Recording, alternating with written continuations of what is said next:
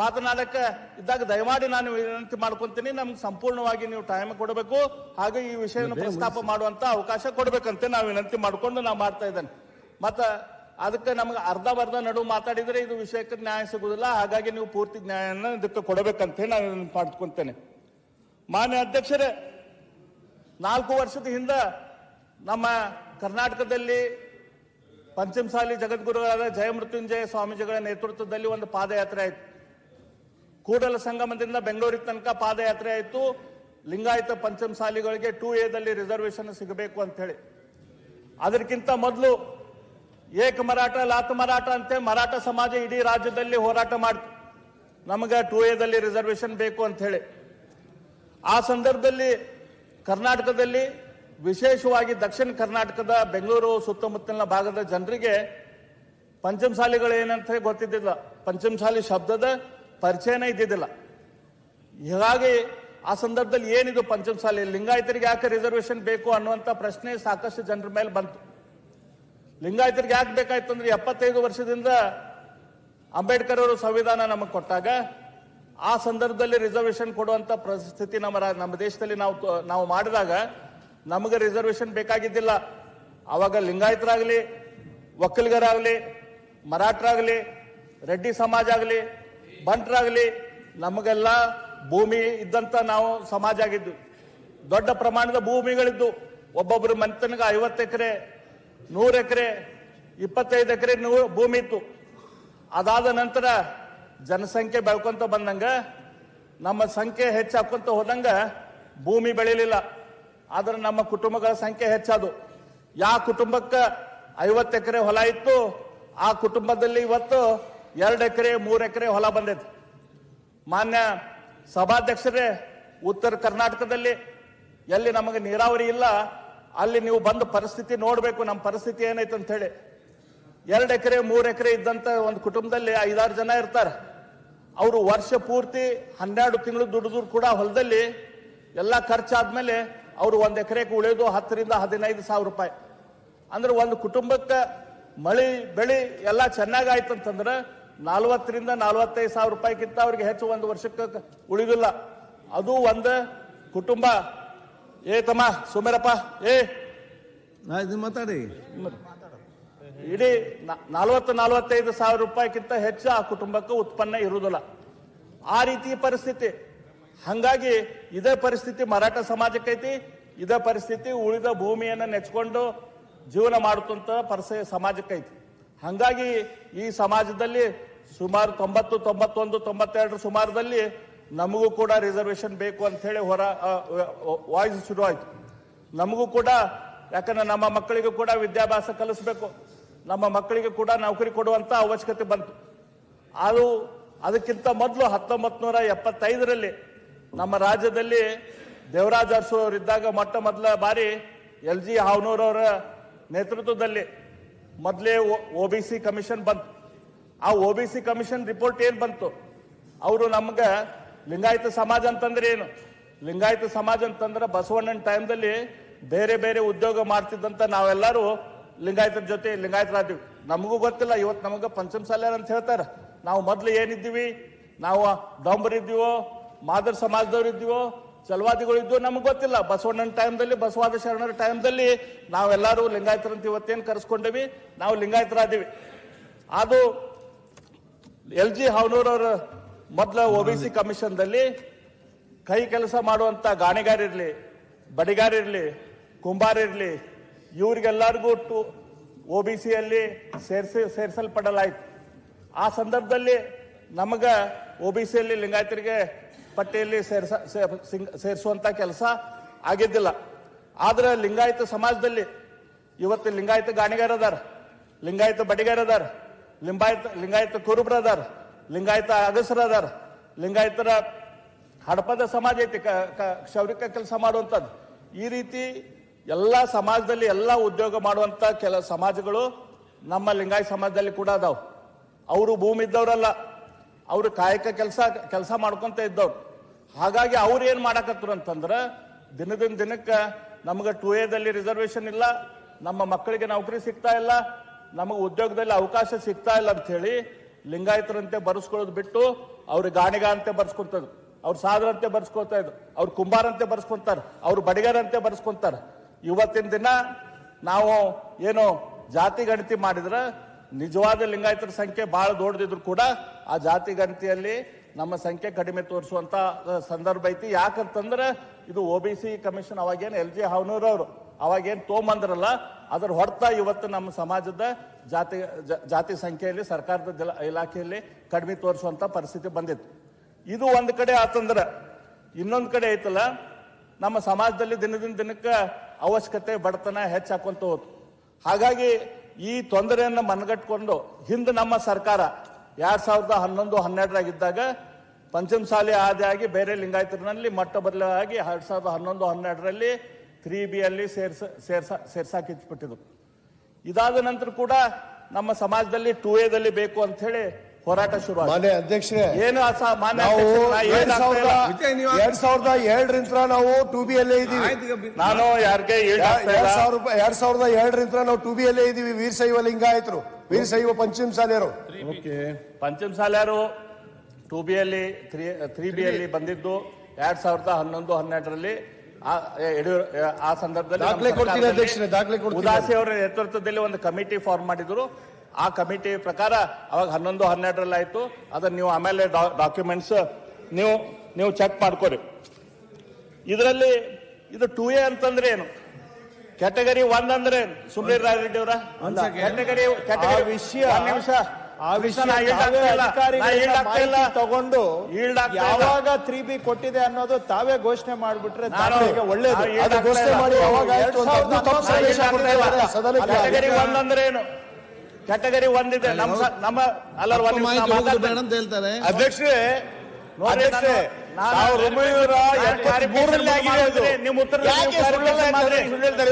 ನಿಮ್ಮ ಉತ್ತರದಲ್ಲಿ ನೀವು ಕ್ಲಾರಿಫಿಕೇಶನ್ ಮಾಡ್ರಿ. ಕ್ಯಾಟಗರಿ 1 ನಮ್ಮ ಇವತ್ತು ರಿಸರ್ವೇಶನ್ದಲ್ಲಿ 32% ಕ್ಯಾಟಗರಿ 1 ಇದೆ. ಕ್ಯಾಟಗರಿ 2A ಇದೆ, ಕ್ಯಾಟಗರಿ 2B ಇದೆ, ಕ್ಯಾಟಗರಿ 3A ಇದೆ, ಕ್ಯಾಟಗರಿ 3B ಇದೆ. ಹಿಂಗ್ ಈ ಕ್ಯಾಟಗರಿಗಳ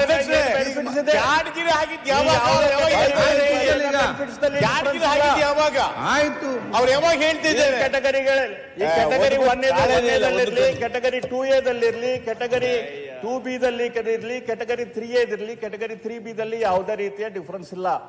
ಫೆಸಿಲಿಟೀಸ್ ಎಲ್ಲದರಲ್ಲಿನೂ ಸೇಮ್ ಇದೆ.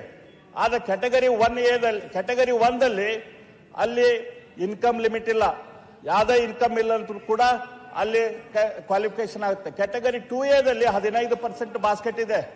ಕ್ಯಾಟಗರಿ 2Bದಲ್ಲಿ 4% ಬಾಸ್ಕೆಟ್ ಇದೆ, ಎಲ್ಲಿ ಮುಸಲ್ಮಾನ ಸಮಾಜ ಇದೆ.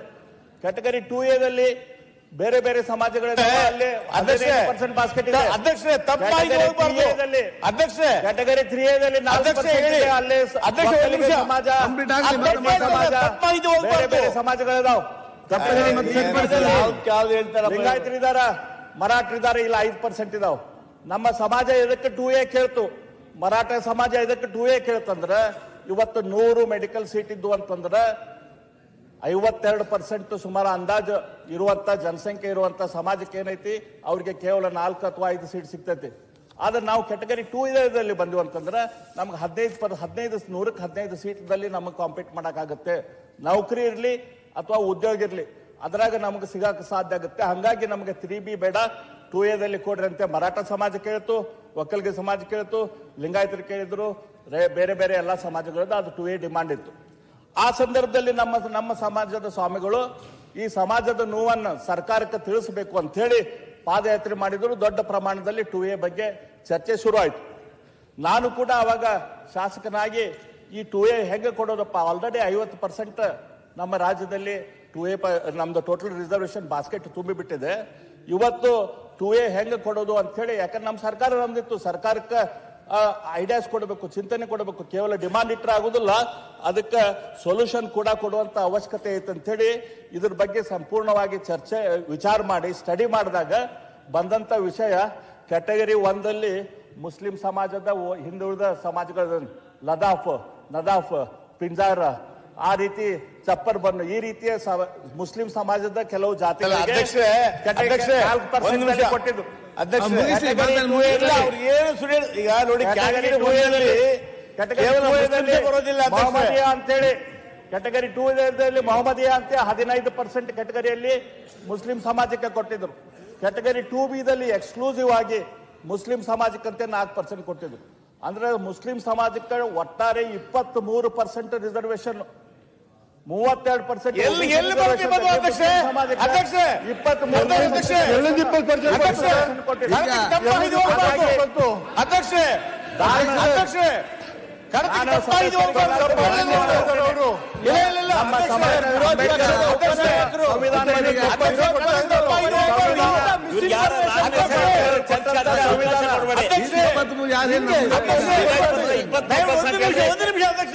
ಒಂದು ನಿಮಿಷ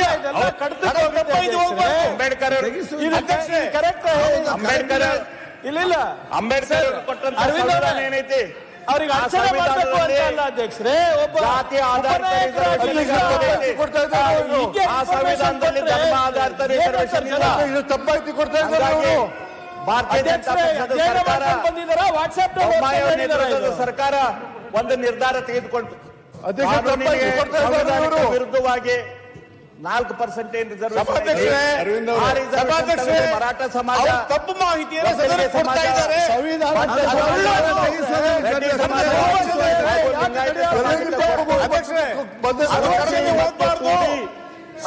ಹೊಸ ಕ್ಯಾಟಗರಿಯನ್ನ ಮುಸ್ಲಿಮರಿಗೆಲ್ಲೂ ಕೂಡ ಅದನ್ನು ವೆರಿಫೈ ಮಾಡಿ ಅದು ಸುಳ್ಳಾಗಿದೆ ತೆಗಿಸ್ತೇನೆ ಹಿಂದೆ. ಅಧ್ಯಕ್ಷರೇ ಮಾತಾಡ್ಲಿ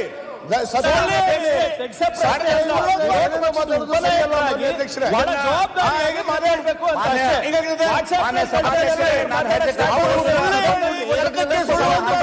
ಇನ್ನು 10 ನಿಮಿಷದಲ್ಲಿ ನಾನು ಮುಗಿಸ್ತೇನೆ. ಯಾವುದೇ ಕಾನೂನಲ್ಲಿ ಕೂಡ ಇನ್ನು 10 ನಿಮಿಷದಲ್ಲಿ ಮುಗಿಸ್ತೇನೆ. ಮುಸ್ಲಿಮರಿಗಿಲ್ಲ ನೀವು ಇಲ್ಲ.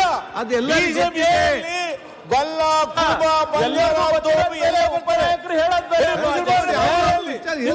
ಮಾಡಕ್ ಆಗ್ತದ? ನೀವೇ ಹೇಳಿ.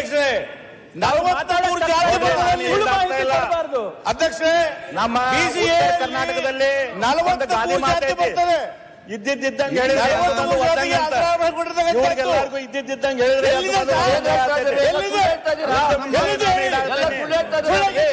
ನಾನೇನು ಕಾನೂನು ಮಾಡಲಿಲ್ಲ ಅಂತ ಹೇಳ್ತಾ ಇಲ್ಲ. ಸದನಕ್ಕೆ ತಪ್ಪು ಕೊಡಬಾರ್ದು. ಈ ಇದನ್ನ ನಮ್ಮ ಭಾರತೀಯ ಜನತಾ ಪಕ್ಷದ ಸರ್ಕಾರ ಸದನಕ್ಕೆ ತಪ್ಪು ಮಾಹಿತಿ ಹೋಗಿದ್ದಲ್ಲಿ ಅದನ್ನ ನಾನು ಪರಿಶೀಲಿಸಿ ಮತ್ತೆ ಅದು ಸುಳ್ಳಾಗಿದ್ರೆ ಅದನ್ನ ನಾನು ಕಡ್ತಂತ ತೆಗಿತೇನೆ. ಇಲ್ಲ ಈಗ ಅವ್ರೇನು ಹೇಳಿ ನಂಬೋದ್ ಮಾತು ನಂಬೋದಿಲ್ಲ. ನೀವು ಕೂತ್ಕೊಂಡು ಮತ್ತೆ ಅವ್ರು ಕ್ಲಾರಿಫಿಕೇಶನ್ ಕೊಡುವ ಕರೆಕ್ಟ್ ಕ್ಲಾರಿಫಿಕೇಶನ್ ಕೊಡಿ. ಇಲ್ಲ ಸದನಕ್ಕೆ ಸುಳ್ಳು ಮಾಹಿತಿ ಕೊಡಬಾರ್ದು. ಅದೇ ಹೇಳಿದ್ರಲ್ಲ, ಆ ಮಾಹಿತಿ ಏನಾದ್ರು ಸುಳ್ಳಾಗಿದ್ರೆ ಅದನ್ನ ನಾನು ಕಡ್ತಂತ ತೆಗಿಸ್ತೇನೆ. ಇಷ್ಟೇ ಇರೋದು ಇಷ್ಟೇ ಅಧ್ಯಕ್ಷರೇ. ಮಾಹಿತಿ ಕರ್ತಕ್ಕೆ ಹೋಗಿ ನಾಳೆ ತೆಗಿತಾರೆ. ಓಕೆ, ಮಾಧ್ಯಮದಲ್ಲಿ ಇವತ್ತು ಸಾಯಂಕಾಲ ಹೋಗ್ಬಿಡುತ್ತಲ್ವಾ? ಮಾಧ್ಯಮದಲ್ಲಿ ಹೇಳಿದನ್ನೆಲ್ಲ ಅಂತ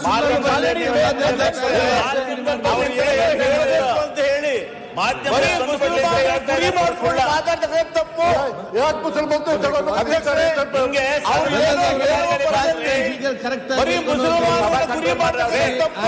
ನೋಡಿ, ನನ್ನ ಫ್ಯಾಕ್ಟ್ಸ್ ಕರೆಕ್ಟ್ ನೀವು ವೆರಿಫೈ ಮಾಡ್ಕೊಳ್ಳಿ. ನನ್ನ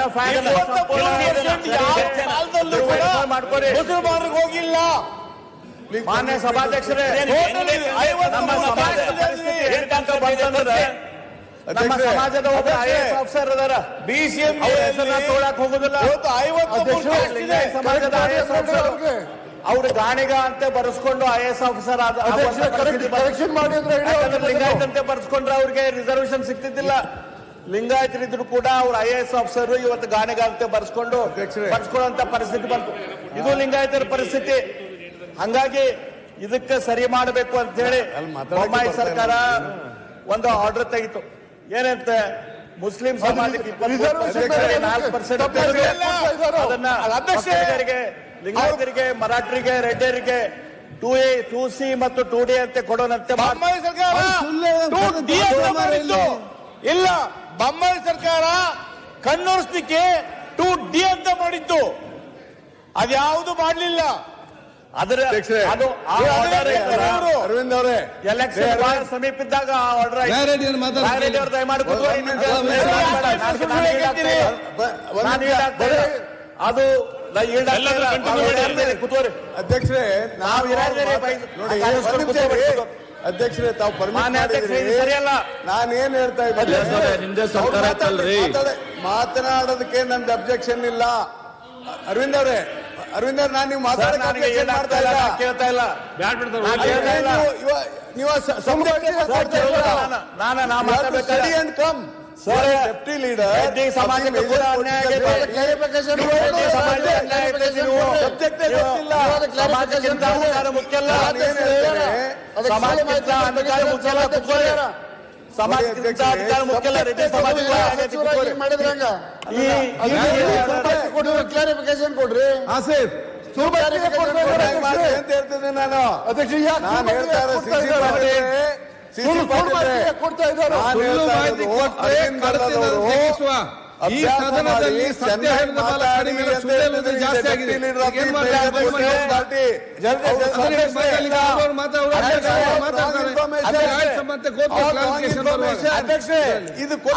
ಮಾಡ್ತಾರೆ? ಸುಳ್ಳು ಮಾಹಿತಿ ಎಷ್ಟಿರ್ತಾವು ನಗ್ತಾರೆ ಅವ್ರು ಮಾತಾಡಿ. ವೆರಿಫೈ ಮಾಡಿ ತಪ್ಪು ಮಾಹಿತಿ ಹೋಗ್ಬಾರ್ದು. ಮಾಧ್ಯಮದವರು ಮಾನ್ಯ ಸಭಾಧ್ಯಕ್ಷರು ಮಾಹಿತಿಯನ್ನ ತೆಗೆಸಿ ಅರವಿಂದ್ ಬೆಲ್ಲದವ್ರು ಹೇಳಿದ್ದು ಮಾಹಿತಿ ಪರಿಶೀಲನೆ ಮಾಡ್ತೇವೆ. ಕೆಡತಿದೆ ಮಾತಾಡುದಿಲ್ಲ. ಕ್ಯಾಟಗರಿ 2C ಮತ್ತು 2D ಅಧ್ಯಕ್ಷರೇ, ರಿಸರ್ವೇಶನ್ ಅನ್ನ ಅರವಿಂದ್ ಬೆಲ್ಲದವರು ದಯಮಾಡಿ ಗೌರವಯುತವಾಗಿ ಕುತ್ಕೊಳ್ಳಿ. ಗೌರವಯುತವಾಗಿ ಕುತ್ಕೊಳ್ಳಿ. ನಿಮ್ಮ ಸಹಾಯಕ್ ಮಾತಾಡ್ತಾ ಸಹಾಯ ಬೇಕಾಗಿಲ್ಲ. ನಿಮ್ದು ನಿಮ್ಮ ಸಬ್ಜೆಕ್ಟ್ ಸಹಾಯ ಬೇಕಾಗಿಲ್ಲ. ಮಾಡ್ಲಿ ತಜ್ಞರಿದ್ದಾರೆ ಕುಂಡ್ರಿ ಸರ್ ಕೂತ್ಕೊಳ್ಳಿ. ಕ್ಯಾಟಗರಿ 2C ಮತ್ತು ಇಲ್ಲ ಇಲ್ಲ ಇಲ್ಲ ಸರಿಯಲ್ಲ. ಅವ್ರು ದೊಡ್ಡವರಾಗಿ ಮಾತಾಡೋದು ಸರಿಯಲ್ಲ. ಬೇಗ ದೊಡ್ಡವರಾಗಿ ಮಾತಾಡ್ಬೇಡ್ರಿ.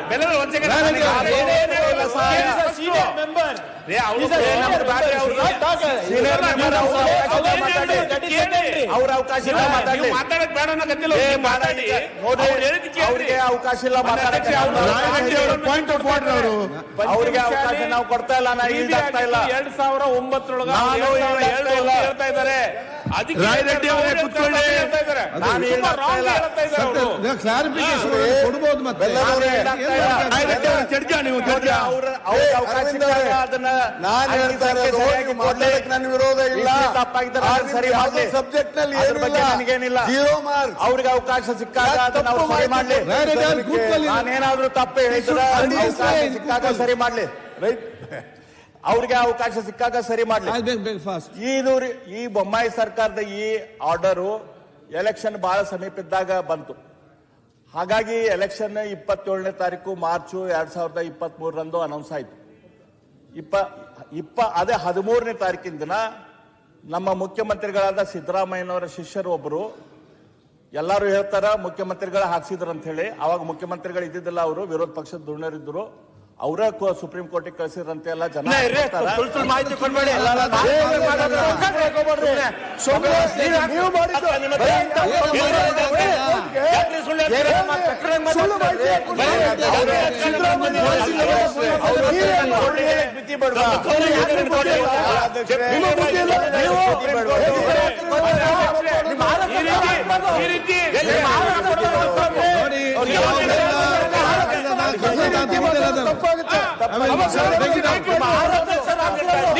ಮುಖ್ಯಮಂತ್ರಿ ಹೆಸರು ತೆಗಿತೀರಿ.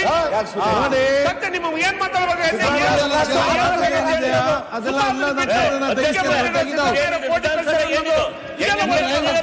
ಮಾತಾಡಿ ಯಾಕೆ ಅನಗತ್ಯ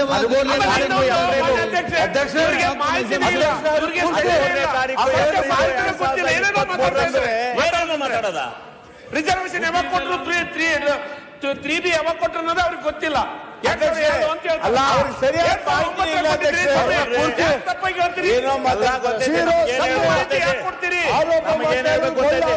ಹಾಗೆಲ್ಲ ಫ್ಯಾಕ್ಟ್ ಅಂಡ್ ಫಿಗರ್ ಬೇಡ. ಯಾಕೆ ಇದೆಲ್ಲ ಅವಕಾಶ ಮಾಡಿ ಸುಳ್ಳು ಮಾಹಿತಿ ಕೊಡೋದು ಮಾತಾಡಕ್ ಮುಂದೆ ಉಪನಾಯಕರಾಗಿ ಸ್ಪಷ್ಟವಾಗಿ ಮಾತಾಡಿ. ನೀವು ಸತ್ಯ ಉಪನಾಯಕರಾಗಿ ಸುಪ್ರೀಂ ಕೋರ್ಟ್ ಮೇಲೆ ಗುಲಾಂ ರಸೂಲ್ ಅನ್ನೋರು ಸುಪ್ರೀಂ ಕೋರ್ಟಿಗೆ ಹೋದ್ರು. ಗುಲಾಂ ರಸೂಲ್ ಅವರ ಪರವಾಗಿ ಅಧ್ಯಕ್ಷರೇ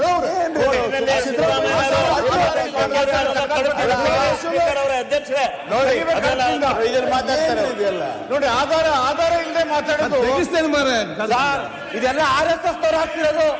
ಈ ರಾಜ್ಯದಲ್ಲಿ ಲಿಂಗಾಯತ ಕೊಡ್ತಿದ್ದ ತತ್ಸಾಕಿ ಅಧ್ಯಕ್ಷರೇ ನೋಡಿ, ಅವರು ಈ ರಾಜ್ಯದಲ್ಲಿ ವಿರೋಧಿಗಳು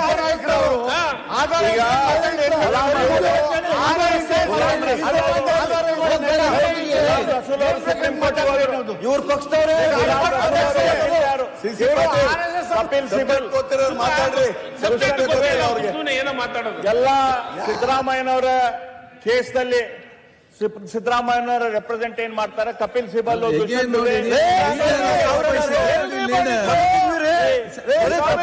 ರೆಪ್ರೆಸೆಂಟ್ ಮಾಡ್ತಾ ಉಪನಾಯಕರೇ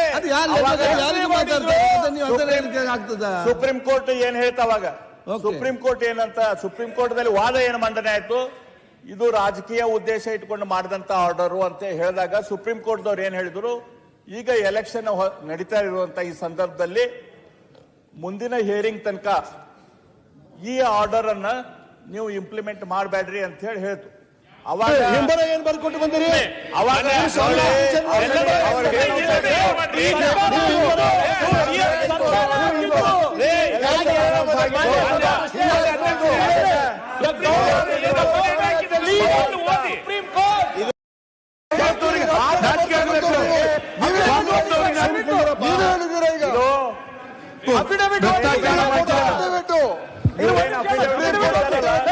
ಕಾಮತ್ತವ್ರದ್ದು ಭ್ರಷ್ಟಾಚಾರ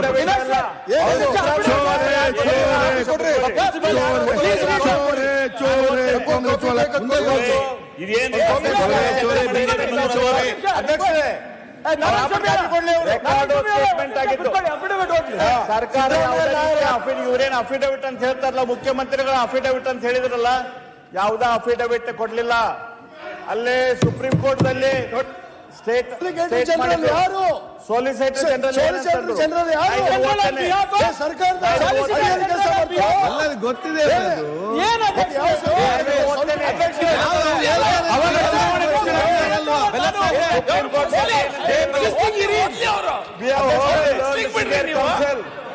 for the petitioner. We have also heard the Solicitor General. This is beside a hearing Mukul Rohtgi ಅಧ್ಯಕ್ಷರೇ, Council. ಅರವಿಂದ್ ಬೆಲ್ಲದವರಿಗೆ ವಿಷಯನೇ ಗೊತ್ತಿಲ್ಲ. Impediment application. Time is sought to fight the counter of and also by Mr. Mukul ಬಹಳ ಮಂದಿ Rohtgi, ಓದ್ತಾರಿದ್ದಾರೆ. learned senior counsel Very party. finished. Time granted to Rare file your the ಮಾತನ್ನು pleadings ಮುಗಿಸ್ಲಿ. by 17th April 2023. Liberty to file additional documents. List this case as first case immediately after the fresh cases on 18th Arvind April. ಕನ್ನಡದಾಗ ಹೇಳಿ ನೋಡೋಣ. We record the Rare statement your- of the Lord Solicitor General Finish. that no admission or no appointment is going to be made till 18th April 2023 on the implement. ಅಂದ್ರೆ ಮುಂದಿನ ದಿನಾಂಕ ತನಕ ನಾವು ಯಾವುದೇ ರೀತಿಯ ಅಧ್ಯಕ್ಷರೇ ಅಪಾಯಿಂಟ್ಮೆಂಟ್ ಮಾಡೋದಿಲ್ಲ, ಯಾವುದೇ ರೀತಿಯ ರಿಸರ್ವೇಶನ್ ಕೊಡುವುದಿಲ್ಲ ಅಂತ ಹೇಳಿ ಹೇಳಿದ್ರು. ಅಧ್ಯಕ್ಷರೇ, ಇದು ನಿಜವಾದ ಸತ್ಯ. ಸುಪ್ರೀಂ ಕೋರ್ಟ್ ಆದ್ರೆ ಇದನ್ನ ಬಿಟ್ಟು ಸುಪ್ರೀಂ ಕೋರ್ಟಿನ ರಾಜ್ಯದ ಜನತೆ ಮುಂದೆ ರಾಜ್ಯದ ಜನತೆ ಮುಂದೆ ಇದರಲ್ಲಿ ಕೆಲವು ಈಗ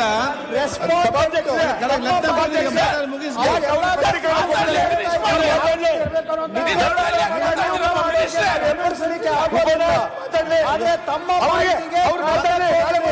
ಮಾತಾಡಿ ಆದೇಶ ಇದರಲ್ಲಿ respondent government of Karnataka for the respondent Tushar Mehta government of ಈ ಮಂತ್ರಿಗಳಿಗೆ ಮಾತಾಡೋ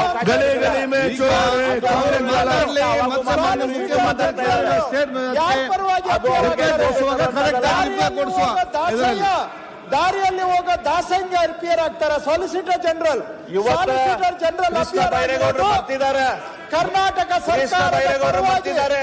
ಕರ್ನಾಟಕ ಸರ್ಕಾರದ ಪರವಾಗಿ ಅವರ ಸಮಾಜಕ್ಕೆ ಕೂಡ ಅನುಕೂಲವಾಗುವಂತದ್ದು. ಸುಪ್ರೀಂ ಕೋರ್ಟ್ ಅಲ್ಲಿ ಈ ಕೆಟಗರಿ 2C ಮತ್ತು 2D ಅವ್ರ ಸಮಾಜಕ್ಕೆ ಕೂಡ ಅನುಕೂಲ ಆಗುವಂತದ್ದೈತೆ. ಅದನ್ನ ಅವ್ರು ಮರ್ತಿದ್ದಾರೆ. ಕೃಷ್ಣ ಬೈರೇಗೌಡ್ರೆ ಇವ್ರು ಮಾತಾಡೋದು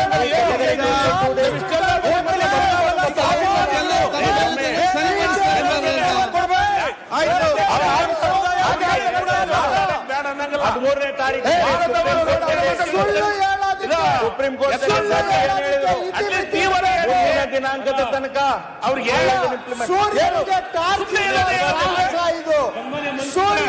ಟಾರ್ಚ್ ಹಿಡಿಯೋ ಯಾರನ್ನೆಲ್ಲ ಆಯ್ತು ಹೇಳ್ಬೇಕಾ? ಆಯ್ತು, ಈಗೇನು? ಜನರಲ್ ಸನ್ಮಾನ್ಯ ಮುಖ್ಯಮಂತ್ರಿಗಳು ಏನ್ ಹೇಳಿದ್ರು? ಆಯ್ತು, ಏನ್ ನಮ್ಮ ಸರ್ಕಾರ ಅವರು ಈಗ ಇದನ್ನು ಕರೆಕ್ಟ್ ಮಾಡ್ತಾ ಇದ್ದಾರೆ. ಅಲ್ಲ, ಈಗ ಅವ್ರು ಏನು ಈಗ ಮುಖ್ಯಮಂತ್ರಿಗಳು ಹೇಳಿದ್ರು. ಒಂದು ವಿಚಾರ ಇರುವಂತದ್ದು. ಏನಾದ್ರು ಸರ್ಕಾರ ಅಫಿಡವಿಟ್ ಫೈಲ್ ಮಾಡಿದ್ರೆ ಪ್ಲೇಟ್ ಮಾಡ್ತೀನಿ ಅಂತ ಹೇಳಿದ್ರು. ಪ್ಲೇಟ್ ಮಾಡಕ್ಕೆ ಹೇಳಿ ಅವ್ರಿಗೆ. ಆಯ್ತು, ಮಾತಾಡಿ ಮುಗಿಸ್ರಿ.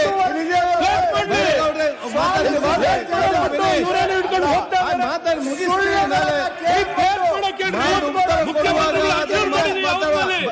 ತಂಗಡಿಗೆ ಮುಖ್ಯಮಂತ್ರಿಗಳು ಅಶ್ಯೂರ್ ಮಾಡಿದ್ರೆ ಪ್ಲೇಟ್ ಮಾಡ್ತೀನಿ ಅಂತ ಪ್ಲೇಟ್ ಮಾಡ್ಲಿ. ಏನೋ ಹೋಗ್ತಾ ಇದ್ದಾರೆ ಅವರು. ಇಲ್ಲ ಅಧ್ಯಕ್ಷರೇ, ಈಗ ಕ್ಯಾಟಗರಿ 2 ಅಂತ ಕೊಟ್ಟಿದ್ದೀವಿ.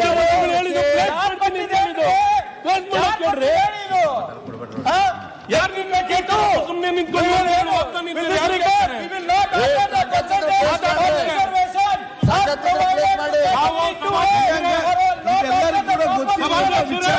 ಮುಖ್ಯಮಂತ್ರಿಗಳು ಈ ಸದನ ಕೇಳಿದ್ರು.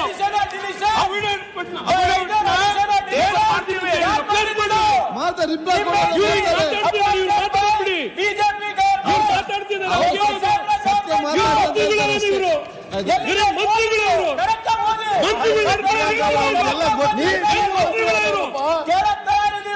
ಸಭಾಧ್ಯಕ್ಷರು ಇವರು ಮಂತ್ರಿಗಳವರು ಯಾಕೆ ಮಾಡ್ತಿದ್ದಾರೆ ನೋಡಿ.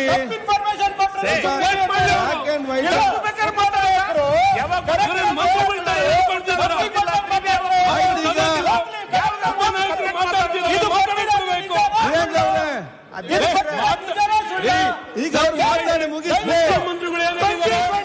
ಮುಖ್ಯಮಂತ್ರಿಗಳು ಏನು ಹೇಳಿದ್ದಾರೆ? ಮುಖ್ಯಮಂತ್ರಿಗಳು ಏನು ಹೇಳಿದ್ದಾರೆ? ನಮ್ಗೆ ಗೊತ್ತಿಲ್ಲ. ನೀವೇನು ಹೇಳ್ತೀರೋ ಗೊತ್ತಾಗ್ತಿಲ್ಲ.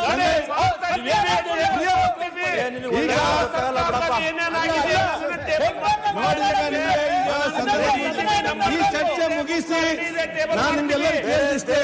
ಈ ಚರ್ಚೆ ಮುಗಿಸಿ ನೆಕ್ಸ್ಟ್ ಮಂಡನೆ ಆಗ್ಬೇಕಾ?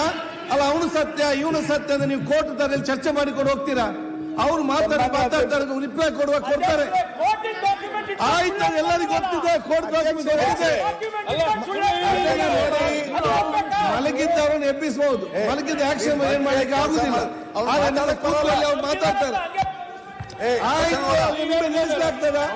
ಅವ್ರು ನಿಲ್ಲಿಸ್ಲಿಕ್ಕೆ ಮಾತಾಡ್ತಾರೆ. ನೀವು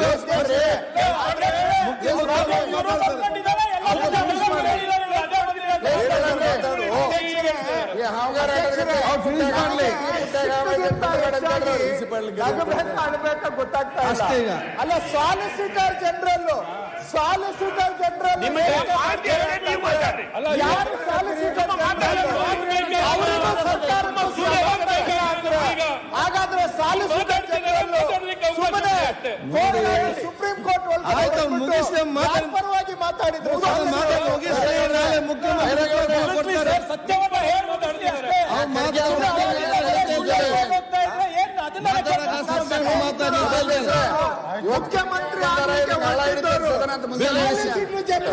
ಹೇಳಿ ಮುಖ್ಯಮಂತ್ರಿ ಸಬ್ಮಿಟ್ ಮಾಡಿರೋದು ಇಲ್ಲ ಅಂತ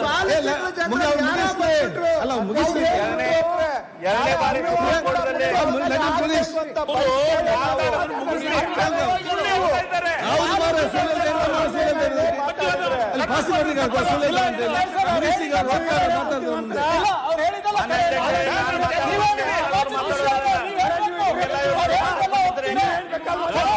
ಹೇಳಿ ದಾಖಲೆ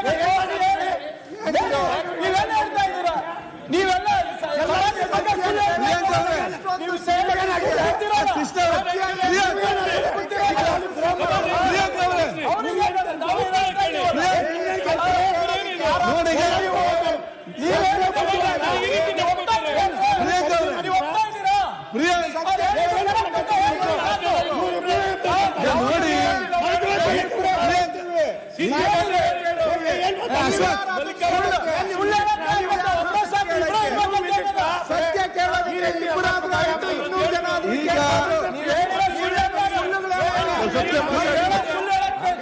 ಬಿಜೆಪಿ ಎತ್ತಾಳ್ ಅಲ್ಲಿ ಇಡೀ ಸಮಾಜಕ್ಕೆ ತಪ್ಪಿಸ್ತಾ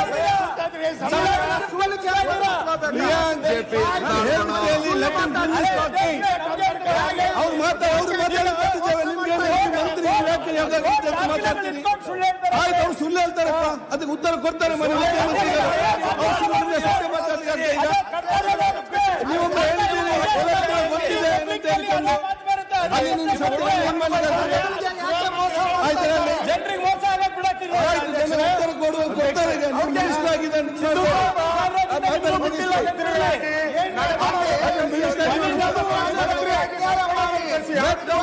ಮುಗಿಸ್ಲಿ.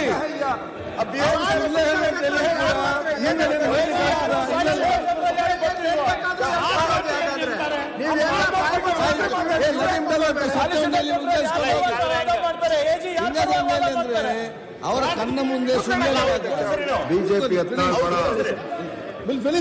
ಅವ್ರು ಕೊಡಿಸ್ರಿ. ಅಲ್ಲ ಮುಗಿಸ್ತಾರೆ, ಮುಗಿಸ್ತಾರೆ. ಈ ಟೈಪ್ ನಾನು ಇನ್ನ 10 ನಿಮಿಷದಲ್ಲಿ ಮುಗಿಸ್ತೇನೆ. ಇವ್ರಿಗೆ ಹೇಳಿ ಅವ್ರು ಉತ್ತರ ಕೊಡ್ಬೇಕಾದ್ರೆ ಕೊಡ್ಲಿ. ಯಾರು ಉತ್ತರ ಕೊಡ್ತಾರೆ ನಾವು ಸನ್ಮಾನ್ಯ ಅಧ್ಯಕ್ಷರೇ, ಈಗ ಅವ್ರು ಏನ್ ಹೇಳ್ತಾರೆ, ನಮ್ಗೆ ಅವರು ನೀವು ಮಾತಾಡೋದಕ್ಕೆ ವಿರುದ್ಧ ಅಲ್ಲ, ಆದ್ರೆ ನೀವು ಸತ್ಯ ಹೇಳಿ ಅವ್ರ ಕಣ್ಣ ಮುಂದೆ ನೀವು ಸುಳ್ಳು ಅವ್ರು ಸಹಿಸ್ಲಿಕ್ಕೆ ಆಗುದು, ಆಗ ಎದ್ದು ಮಾತಾಡ್ತಾರೆ. ಮಾತಾಡ್ತಾ ಇದ್ದೇವೆ, ಫ್ಯಾಕ್ಸ್ ತಗೊಂಡು ಮಾತಾಡ್ತೀವಿ. ನೀವು ಪ್ರಚೋದನೆ ಮಾಡ್ತಾ ಇದ್ದೀರಿ ಅವರಿಗೆ. ನೀವು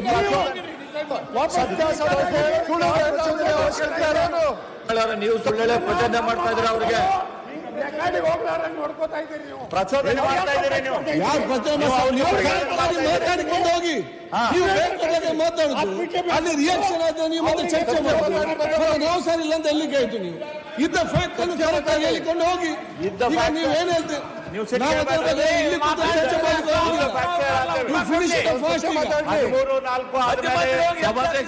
ಡೇಟು 25/4 ಬಂತು ಸುಪ್ರೀಂ ಕೋರ್ಟ್ದಲ್ಲಿ. ಅವಾಗ ಕೂಡ ಎಲೆಕ್ಷನ್ ಪ್ರೊಸೀಡಿಂಗ್ ಇತ್ತು.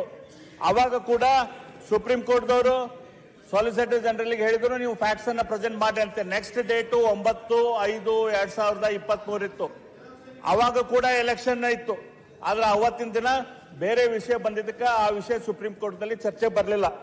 ಇದಾಗಿ ಸುಮಾರು 1.5 ವರ್ಷ ಆಗೈತಿ. 1.5 ವರ್ಷ ಆದ್ರೂ ಕೂಡ ಈ ಸರ್ಕಾರ ಸುಪ್ರೀಂ ಕೋರ್ಟ್ದಲ್ಲಿ ಮರಾಠ ಒಕ್ಕಲಿಗರು, ರೆಡ್ಡರಿಗೆ, ಆಮೇಲೆ ಲಿಂಗಾಯತರಿಗೆ ಸಂಬಂಧಪಟ್ಟಂತ ರಿಸರ್ವೇಷನ್ಗೆ ರಾಜ್ಯದ ಸುಮಾರು 52% ಶೇಕಡಾ ಇರುವಂತ ನಮ್ಮ ರಿಸರ್ವೇಷನ್ ಸಂಬಂಧಪಟ್ಟಂತ ಈ ವಿಷಯ ಸುಪ್ರೀಂ ಕೋರ್ಟ್ದಲ್ಲಿ ಮಾತಾಡಿ ಬಗೆಹರಿಸುವಂತ ಪ್ರಯತ್ನ ಮಾಡಲಿಲ್ಲ.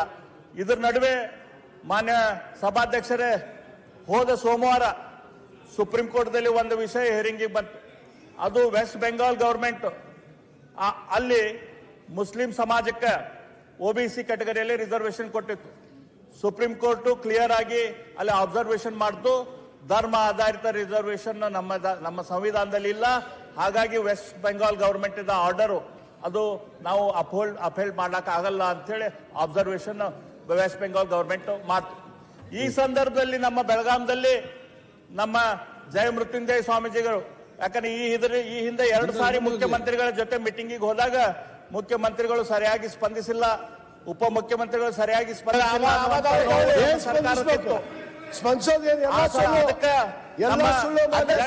ಸ್ವಾಮೀಜಿಗಳು ಹೋರಾಟವನ್ನು ನಾವು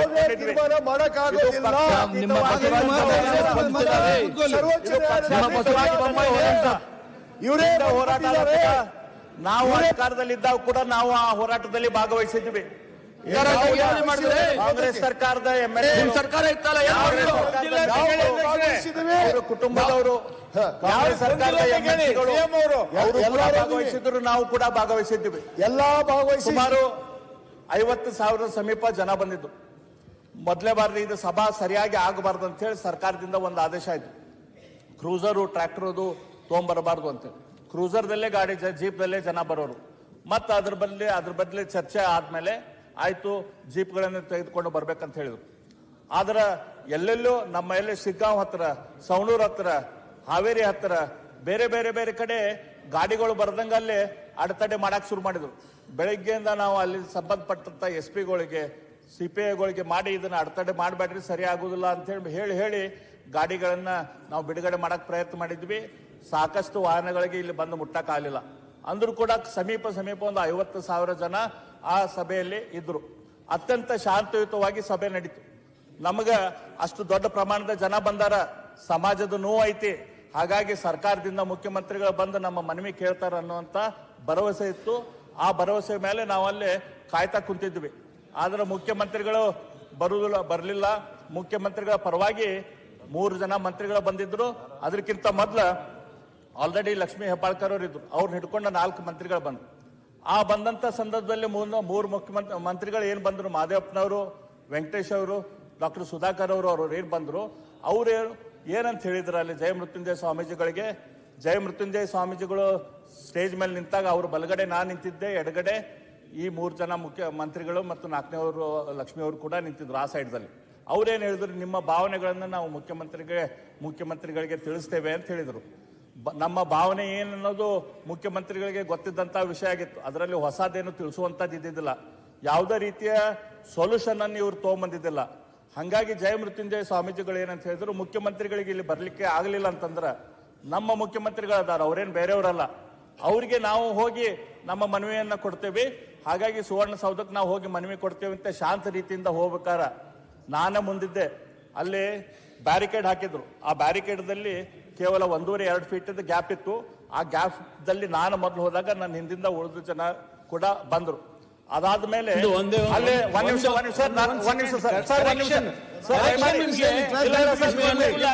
ನಾನು ಹೇಳ್ತೇನೆ, ಮುಗಿಸ್ತೇನೆ, ನಾನು 2 ನಿಮಿಷದಲ್ಲಿ ಮುಗಿಸ್ತೇನೆ. ಅಲ್ಲೇ ನಾನು ಮುಂದೆ ಹೋಗ್ಬೇಕಾರ ಪೊಲೀಸ್ ರೈತಲ್ಲ, ನನಗೂ ಹೋಗಾಕ ಬಿಡಾಕ ಪ್ರಯತ್ನ ಮಾಡ್ಲಿಲ್ಲ. ಇನ್ನೂ ಶಾಂತ ರೀತಿಯಿಂದ ಒಂದು 20 ಮೀಟರ್ ಹೋಗಿದ್ದೇವೆ. ನಿಮ್ಮ ADGP ಯತೀಂದ್ರನ ಫಂಡಿಂದ ಏನೋ ಹೆಸರು, ಯತೀಂದ್ರ ಅಲ್ಲ, ಇನ್ನೊಂದು ದ್ರ ಅಂತೆ ಹೆಸರಿದೆ, ಇಲ್ಲೇ ಕುಂತಾರ ಅವರು, ಇಲ್ಲೇ 2ನೇದವ್ರು ಅಲ್ಲಿ ಕುಂತಿದ್ದಾರೆ. ಅವರು ಲಾಠಿ ಚಾರ್ಜ್ ಮಾಡಿ ಅಂತ ಹೇಳಿದ್ರು. ಲಾಠಿ ಚಾರ್ಜ್ ಮಾಡಿ ಅಂತ ಹೇಳಿದ್ರು. ಜನ ಶಾಂತ ಐತಿ, ಏನು ಪ್ರಶ್ನೆ ಇಲ್ಲ. ಲಾಠಿ ಚಾರ್ಜ್ ಮಾಡಿ. ಅದಾದ ನಂತರ ನನಗೆ ಪೊಲೀಸರು ಹಿಡಿದು ದೂಕಿ ನನ್ನ ತೆಗ್ಗದಲ್ಲಿ ದೂಡಿ ನನಗೆಲ್ಲ ಇದು ಮಾಡಿದ್ರು. ನನಗೆ ಬ್ರೆತ್ಲೆಸ್ನೆಸ್ ಆಯ್ತು. ನಾ ಬ್ರೆತ್ಲೆಸ್ನೆಸ್ ಆದಾಗ ಮತ್ತೆ ಇವರು ಅಲ್ಲೇ ನನ್ನ ಮುಂದೆ ಬಂದರು. ಅವಾಗ ಇವ್ರ ಪೈಕಿ ಮುಫ್ತಿಯಲ್ಲಿ ಇದ್ದಂತ ಪೊಲೀಸರು ನಾನು ಹಿಡಿದು ತಿಕ್ಕಾಡಿ ನನಗೆ ತೊಂದರೆ ಮಾಡಕ್ ಪ್ರಯತ್ನ ಮಾಡ್ತಾ ಇದ್ರು. ನಾನು ಜೋರಾಗಿ ಅವ್ರನ್ನ ದುಗಿಸಿ ಸರಿಸಿ ನಿಂತಾಗ ಇವ್ರು ಬಂದಾಗ ಇವ್ರಿಗೆ ನಾನು ಕೇಳಿದೆ, ಯಾಕೆ ಲಾಠಿ ಚಾರ್ಜ್ ಮಾಡಕ್ ಹೇಳತ್ತೀರಿ, ಇಷ್ಟು ಶಾಂತ ರೀತಿಯಿಂದ ನಡೆದಿದೆ, ಯಾಕೆ ಲಾಠಿ ಚಾರ್ಜ್ ಮಾಡಕ್ ಹೇಳತ್ತೀರಿ ಅಂತ ಕೇಳಿದೆ. ಅದಾಗಿ ಸ್ವಲ್ಪ ಹೊತ್ತಕ್ಕೆ ಲಾಠಿ ಚಾರ್ಜ್ ಆಯ್ತು. ಶಾಂತ ರೀತಿಯಿಂದ ಇತ್ತು, ಯಾವುದೇ ರೀತಿಯಿಂದ ಅಲ್ಲಿ ಜನರ ಪ್ರೊವೊಕೇಶನ್ ಇದ್ದಿದ್ದಿಲ್ಲ. ಶಾಂತ ರೀತಿಯಿಂದ ನಾವು ಬಂದು ಸುವರ್ಣಸೌಧದ ಗೇಟಿನ ಮುಂದೆ ಮುಖ್ಯಮಂತ್ರಿಗಳಿಗೆ ವಿನಂತಿ ಕೊಡಬೇಕು ಅನ್ನುವಂತ ಜಯಮೃತ್ಯುಂಜಯ ಸ್ವಾಮೀಜಿಗಳ ಅಭಿಲಾಷೆ ಇತ್ತು. ನಮ್ಮ ಸಮಾಜದ ನೋವು ಅವರಿಗೆ ಗೊತ್ತಾಗಲಿ, ದೊಡ್ಡ ಪ್ರಮಾಣದ ಸಂಖ್ಯೆ ಅವ್ರು ನೋಡಿದ್ರೆ ಅವ್ರಿಗೆ ಗೊತ್ತಾಗ್ತಿತ್ತು ಅನ್ನುವಂತ ಇತ್ತು. ಈ ತಪ್ಪನ್ನ ಇವ್ರು ಮಾಡಿದ್ರು. ಮುಖ್ಯಮಂತ್ರಿ ಆಹ್ವಾನ ಕೊಟ್ಟಿದ್ರು, ಕಾಯ್ತಾ ಇದ್ರು ಮುಖ್ಯಮಂತ್ರಿಗಳಲ್ಲಿ. ನಾವು ಕೇಳಿದ್ದು ರಿಸರ್ವೇಶನ್, ಅವ್ರು ಕೊಟ್ಟಿದ್ದು ರಕ್ತ. ನಾವು ಕೇಳಿದ್ದು ರಿಸರ್ವೇಶನ್, ಅವ್ರು ಕೊಟ್ಟಿದ್ದು ನಮಗೆ ಕೈಕಾಲು ಮುರಿಯುವಂತ ಕೆಲಸ. ಇದಕ್ಕಾಗಿ ಇವತ್ತು ಸಮಾಜ ಆಕ್ರೋಶ ಆಗೈತಿ.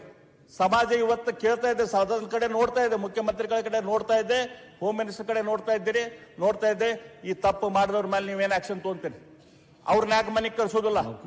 ಇದು ನಿಮ್ಮ ಅಣತಿ ಮೇಲಿಂದ ಆಗಿದ್ರೆ ಅವ್ರನ್ನ ರಕ್ಷಣೆ ಮಾಡ್ರಿ. ಅವ್ರನ್ನ ರಕ್ಷಣೆ ಮಾಡ್ತೀರಂದ್ರೆ ನೀವು ಅವ್ರನ್ನ ನಿಮ್ಮ ಅಣತಿ ಮೇಲೆ ಮಾಡಿದಾರೆ, ನೀವು ರಕ್ಷಣೆ ಮಾಡ್ತೀರಂತೆ ನಮಗೆ ಗೊತ್ತಾಗುತ್ತೆ, ರಾಜ್ಯಕ್ಕೆ ಗೊತ್ತಾಗ್ತದೆ. ಅವ್ರನ್ನ ನೀವು ಸಸ್ಪೆಂಡ್ ಮಾಡಲಿಲ್ಲ, ಮನೆಗೆ ಕಳಿಸ್ಲಿಲ್ಲ ಅಂದ್ರೆ ನೀವು ಇದಕ್ಕೆ ಕುಂಭ ಕೊಟ್ಟಿದ್ರಿ, ನೀವ ಇದಕ್ಕೆ ಕಾರಣೀಭೂತರಂತೆ ನಾವು ಈ ಸಂದರ್ಭದಲ್ಲಿ ಹೇಳ್ಬೇಕಾಗ್ತೈತಿ. ಇಷ್ಟು ಹೇಳಿ ನಾನು ನನ್ನ ಸಭಾ ಕೆಲಸ ಮುಗಿಸ್ತೇನೆ. ನನ್ನ ಮೇಲೆ ಬಸವನಗೌಡ ಪಾಟೀಲ್ರು, ನಮ್ಮ ಪಾರ್ಟಿಯ ಉಳಿದವರು ಕೂಡ ಮಾತಾಡ್ತಾರ, CC ಪಾಟೀಲ್ರು ಮಾತಾಡ್ತಾರ. ನಮ್ಮ ಸಮಾಜದ ನೋವು ಇವತ್ತ ಸದನ ತಿಳ್ಕೋಬೇಕಾಗೈತಿ. ಇದು ಕೇವಲ ಲಿಂಗಾಯತರಿಗೆ ಸಂಬಂಧಪಟ್ಟಂತ ವಿಷಯ ಅಲ್ಲ. ಈ ರಿಸರ್ವೇಶನ್ ಮೂಲಕ ಮರಾಠ ಸಮಾಜ, ಒಕ್ಕಲಿಗರ ಸಮಾಜ, ರೆಡ್ಡಿ ಸಮಾಜ ಮತ್ತು ಬಂಟ್ರು, ಈ ರೀತಿ ಸುಮಾರು ಸಮಾಜಗಳಿಗೆ ಇದರಲ್ಲಿ ನ್ಯಾಯ ಸಿಗ್ತೈತಿ. ಅನಾಥ ಸಮಾಜಗಳು ಸುಪ್ರೀಂ ಕೋರ್ಟ್ನಲ್ಲಿ ಹೋಗಿ ಮಾತಾಡ್ಲಿಕ್ಕೆ ಆ ಬಿಡಿ. ಕೇಸನ್ನು ವಿಡ್ರಾ ಮಾಡಿಕೊಂಡು ನಮಗ ನ್ಯಾಯ ಕೊಡಿಸಬೇಕು ಅಂತೇಳಿ ನಾನು ಸರ್ಕಾರಕ್ಕೆ ವಿನಂತಿ ಮಾಡ್ಕೊಂತೇನೆ. ತಪ್ಪು ಮಾಡಿದವ್ರ ಮೇಲೆ ಆಕ್ಷನ್ ತಗೋರಿ ಅಂತ ವಿನಂತಿ ಯತ್ನಾಳ್ ಅವರೇ ಮಾಡ್ಕೊಂತೇನೆ. ಬೇಗ ನಮಸ್ಕಾರ. ಯತ್ನಾಳ್ ಅವರೇ ಅರವಿಂದ್ ಸರಿಯಾಗಿ ರೆಡ್ಡಿ ಅವರು ಮಾತಾಡಿ ಸಬ್ಜೆಕ್ಟೇ ಇಲ್ಲ. ಮುಗಿಸ್ಲಮ್ಮೆ. ಅರವಿಂದ್ ಸಬ್ಜೆಕ್ಟೇ ಇಲ್ಲ. ನೀವು 10 ನಿಮಿಷ ಮುಗಿಸಿ ಅಂತ ಹೇಳಿದ್ದೀರಿ, 11 ನಿಮಿಷ ತಗೊಳ್ಳಿ. ಅರವಿಂದ ಅಧ್ಯಕ್ಷರೇ, ನಾನು ಅಧ್ಯಕ್ಷರೇ ಈಗ ಒಂದ್ second.